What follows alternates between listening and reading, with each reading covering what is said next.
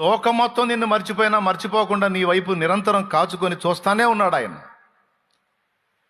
గమనిస్తానే ఉన్నాడు, నిన్ను ప్రేమిస్తానే ఉన్నాడు, నీ గురించి ఆలోచిస్తానే ఉన్నాడు, చింత కలిగి ఉన్నాడు.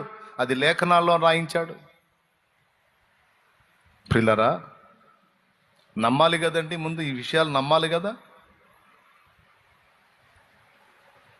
ఆయనను పట్టించుకోని స్థితిలో ఉన్నప్పుడే నిన్ను వెంటాడాడే, ఆయన్ని పట్టించుకోని స్థితిలో ఉన్నప్పుడే ఎన్నో సందర్భాల్లో మరణకరమైన అపాయాల నుంచి నిన్ను కాపాడాడే, ఆయన్ని పట్టించుకోకుండా లోకానుసారిగా తిరుగుతున్నప్పుడే నిన్ను వెంటాడి నిరంతరం నిన్ను కాచుకున్నాడే, కాపాడుకున్నాడే. మరి ఈరోజు ఆయన వైపు తిరిగి ఆయన్ని ప్రేమించి ఆయన్ని హత్తుకొని ఆయన మహిమను వెతుకుతున్న ఈ దినాన నిన్ను అశ్రద్ధ చేస్తాడా దేవుడు? అలా అనుకోవచ్చా? అది బుద్ధిహీనత కదూ? అది బుద్ధిహీనత కాదా? అవునా? 100% అది బుద్ధిహీనత, పొరపాటు.